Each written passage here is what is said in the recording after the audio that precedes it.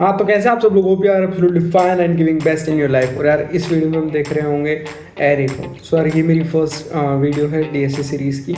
और इस वीडियो में हम एरे टॉपिक को अच्छे से कवर कर रहे होंगे, इन डेप्थ जाके हम समझ रहे होंगे कि एरे के कितने टाइप होते हैं, एरे को कैसे इनिशलाइज करते हैं, उसको कैसे कोड करते हैं बेसिकली, और फिर लास्ट में उसकी कुछ प्रॉब्लम्स को देख रहे होंगे। तो चलिए यार शुरू करते हैं। सबसे पहली बात तो एरे क्या होता है। So array is a data structure which store similar kind of elements या फिर similar kind of data. Similar kind of data से मेरा क्या मतलब है कि यार देखो, अगर मैं कि एक एरे बनाता हूँ, ठीक है जी, और इस एरे के अंदर मैं बोलता हूँ कि ये एक डेटा स्ट्रक्चर है जिसके अंदर similar kind of data store होता है। सिमिलर काइंड ऑफ डेटा से मेरा ये मतलब है, यार देखो एरे के अंदर ना ये इंडेक्सेस होते हैं, आपने इन इंडेक्सेस पे कोई भी वैल्यूज को स्टोर करा सकते हो। ठीक है, इस एरे का क्या मतलब हो गया, ये एक एरे मैंने बनाया है ऑफ साइज 5 जिसका साइज 5 है। ठीक है, और मैंने ये कहा कि हम एक एरे के अंदर, एक एरे उसे बोलते हैं जिसके अंदर similar type of data store करा पाए।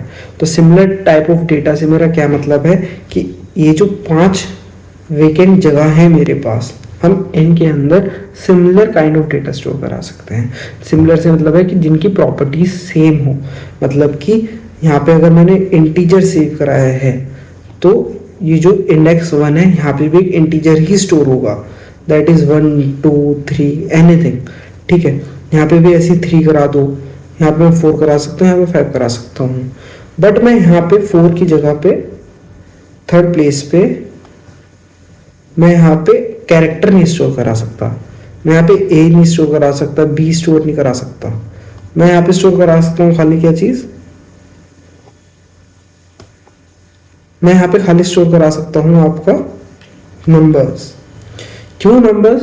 क्योंकि मैंने ये एक इंट में एरे को डिक्लेयर किया है। इंट से मतलब हो गया कि मैं चाहता हूँ कि इसके अंदर खाली इंटीजर स्टोर हो।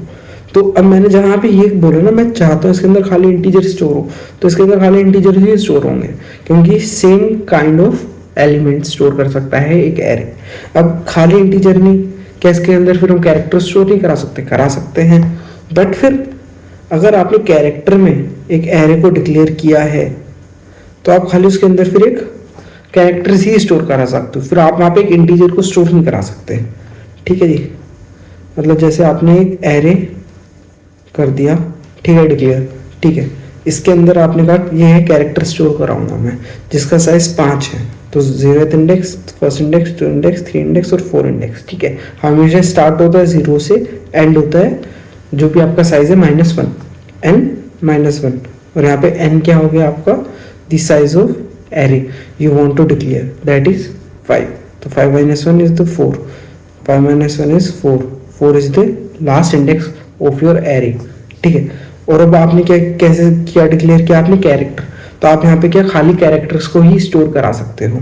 मतलब यहाँ पे A Z B D F, ठीक है, आप यहाँ पे नंबर भी स्टोर कर सकते हो बट वो एज अ कैरेक्टर स्टोर होगा, मतलब 0 इज अ कैरेक्टर। ठीक है, यहाँ पे आप चाहो तो 0 को भी स्टोर करा सकते हो। ठीक है, 0, ठीक है, आप चाहो तो यहाँ पे 1 स्टोर करा लो। ठीक है, बट ये एज अ कैरेक्टर ही स्टोर होंगे इंस्टेड एज अ इंटीजर। ठीक है जी, अब कितने टाइप के आप यहाँ पे कुछ भी करा सकते हो, इंट हो गया, कैर हो गया, आपका स्ट्रिंग हो गया, ठीक है, बूलियन हो गया। ठीक है, तो आप किसी भी डेटा टाइप का एक एरे को डिक्लेयर कर सकते हो, बस उसकी एक ही कंडीशन होती है कि आपने जिस भी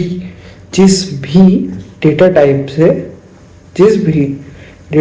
से एरे को डिक्लेयर किया, जिस भी डेटा टाइप से आपने एरे को डिक्लेयर किया है उसके अंदर आप वही टाइप का एरे स्टोर, वही टाइप का डेटा स्टोर करा सकते हो इन द होल एरे। आप ये कभी नहीं कर सकते कि आपने 0th इंडेक्स पे एक इंटीजर को स्टोर करा दिया और आपने फर्स्ट इंडेक्स पे कैरेक्टर को स्टोर करा दिया। So this is not possible. Okay, ठीक है जी। सो हाँ, तो अब हम समझते हैं कि एरे को डिक्लेयर कैसे करते हैं। So basically int of array of size n। ठीक है जी, तो यहाँ पे मैंने क्या किया है, यहाँ पे मैंने मैंने बताया है कि मेरा जो एरे है उसका क्या टाइप होगा। जैसे यहाँ पे मैं बताना चाह रहा हूँ कि एक इंटीजर टाइप का एरे होगा। ये हो गया आपका टाइप ऑफ एरे, ठीक है, टाइप ऑफ एरे, ठीक है जी। ये हो गया आपका टाइप ऑफ एरे, ये हो गया आपका नेम ऑफ एरे, ठीक है। और ये एन हो गया आपका size, size of an array, ठीक है। मतलब इनसे मैं क्या बताना चाह रहा हूँ कि जो एरे है मेरा वो इंटीजर टाइप है, ठीक है। और जो इसका नेम है वो ARR है। आप उसको चाहो तो ARR की जगह पे आप उसको कुछ भी दे दो कि माई ARR, ठीक है, मतलब मेरा एरे। फिर आप उसको नाम दे दो मुकुल, ठीक है, ऐसे मुकुल। फिर यहाँ पे साइज दे दो उसका। सो दिस इज पॉसिबल, ठीक है। और जो एन हो गया उसका साइज हो गया। अब जब भी आप साइज डिक्लेयर करते हो एरे का तो उसमें अंदर क्या स्टोर होता है, ठीक है। सो ये देखो, ये हो गया आपका नॉर्मल C++ का कोड, ठीक है। हैश काइंड इंक्लूड, ठीक है, आया स्ट्रीम यूजर,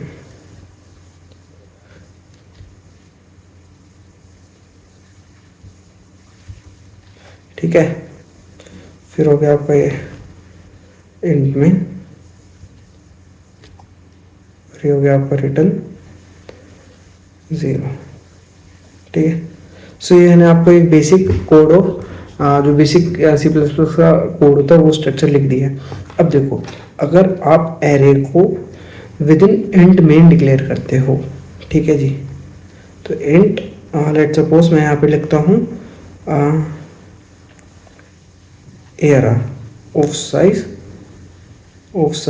10, ठीक है जी।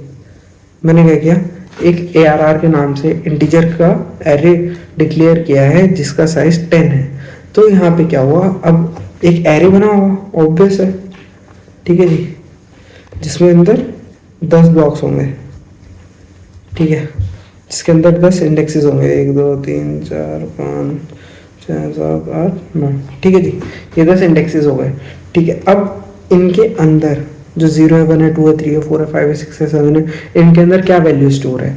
तो देखो, जब भी आप मेन के अंदर एक एरे को डिक्लेयर करते हो तो इनके अंदर एक गार्बेज वैल्यू जाके स्टोर होती है। So it can be anything 1 2 3 4 5 6 7 8 9 10 11 12 13 ऐसे करके एक 5 से 6 डिजिट की गार्बेज वैल्यू स्टोर होती है if you are declaring your array inside main, ठीक है जी। अगर आप मेन के अंदर अपने एरे को डिक्लेयर करते हो तो उसके अंदर गार्बेज वैल्यू स्टोर होगी आपके हर इंडेक्स पे।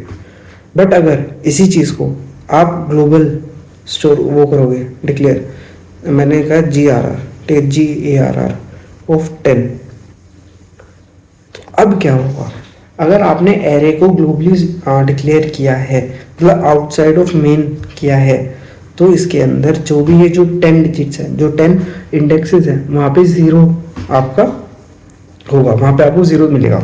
जैसे कि अगर मैं इन्हीं को कंसोल कराना चाहूँगा, अगर मैं कहूँगा सी आउट आपका, एक तो होता है ARR ऑफ लेट सपोज 0, ठीक है, एंड एल, ठीक है। तो यहाँ पे क्या सी आउट हो जाएगा, एक ग्लोबल एक गार्बेज वैल्यू आ जाएगी 1 2 8 9 5 6 ऐसे करके, ठीक है। It can be any value.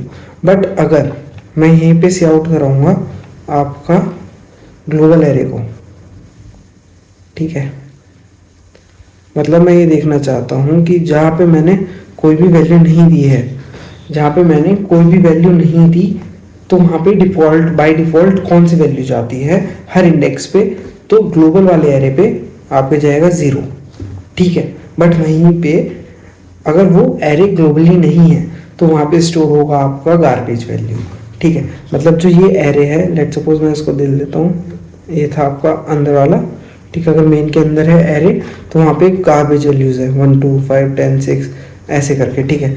But वहीं पे ये अगर ग्लोबल वाला एरे देखोगे आप GARR, ठीक है, जिसमें 0 1 2 3 4 5 6 7 8 और 9, ठीक है, ये वैल्यूज है, इंडेक्सेस हैं, ठीक है। तो यहाँ पे स्टोर होगा 0 0 0 0 0 0 0 0 0 और 0, ठीक है। होप आपको ये बात समझ में आ गई हो। ठीक है, तो चलिए यार इसको कोड करके देखते हैं और अच्छे से समझते हैं कि एरे डिक्लेयर कैसे करते हैं और क्या होता है एरे, और फिर इसका प्रॉब्लम सॉल्व करते हैं। ठीक है जी, तो चलो मूव करते हैं स्क्रीन की तरफ। हाँ जी, तो ये है आपका यार बेसिक सी प्लस प्लस का कोड है। Include iostream using namespace std int main return 0।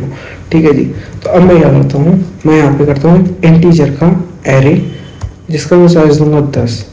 ठीक है जी, अब अगर मैं इसको कंसोल कराता हूँ और आई 0 से आई लेस देन एन तक। ठीक है जी, एन क्या होगा देखो बताता हूँ मैं, आई प्लस प्लस। अब एन मैंने आपको समझाने के लिए रखा है the length of your array and n equals to r जो है 10। ठीक है, आप इसको ऐसे भी रख सकते हो, यहाँ पे सीधा 10 भी लिख सकते हो।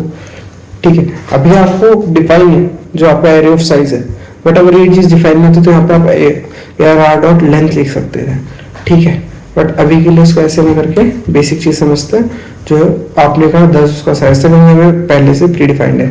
ठीक है, तो मैं इसको सी आउट करता हूँ, cout a r r of i और जी। अब यहाँ पे क्या होगा, ठीक है, यहाँ पे क्या होगा, आपको 10 कॉमा के साथ जो 10 गार्बेज वैल्यूज आपको देखने को मिल जाएंगी। तो मैं कोड रन करते हैं और ये देखिए, ठीक है, आपको रैंडम गार्बेज वैल्यूज मिल चुकी हैं। अगर मैं एंड एल हटा देता हूँ यहाँ से, ठीक है, सो ये देखिए आपको यहाँ पे क्या मिला है, कोई भी फालतू की वैल्यूज मिल गई है। फालतू मतलब कुछ भी है। ठीक है, यहाँ पे एक गार्बेज वैल्यू स्टोर होती है, बट अगर वहीं पे मैं इसको ग्लोबली डिफाइन करूँ, ठीक है, तो क्या होगा देखते हैं। ठीक है, तब यहाँ पे 0 स्टोर है, आपकी हर वैल्यू पे एक 0 स्टोर होता है। ठीक है जी, और अगर मैं इसी को एक काम करता हूँ, दोनों को प्रिंट करा देता है लाइन बाय लाइन। ठीक है,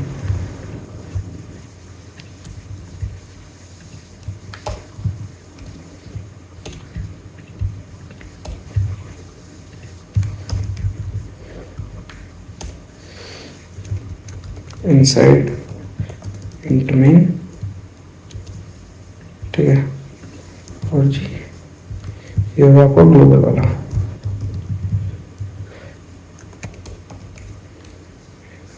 ग्लोबल, ठीक है, global array, array inside int main. ठीक है, इसको करते हैं हम रन। एक लाइन का वो दे देते क्या, ताकि आपको अच्छे से रिजल्ट क्लियर हो। ठीक है, सर ये देखो जो एरे इनसाइड इंड मेन है उसके अंदर क्या हुआ, अच्छा सॉरी माय बैड यार। ठीक है, यहाँ पे नहीं, यहाँ पे होगा फ्रेंड।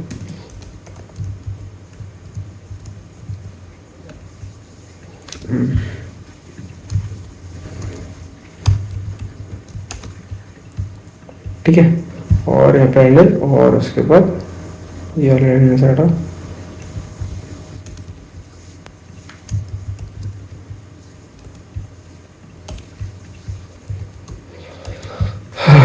ठीक है जी, सब सही है। ठीक है, रन करते हैं, आपको अच्छे से रिजल्ट दिख जाएगा। ठीक है, जो आपका आपने एक एरे को इनिशियलाइज किया था जो था इंट मेन के अंदर, आप वहाँ पे देखिए उनके अंदर क्या है, रैंडम गार्बेज वैल्यूज है।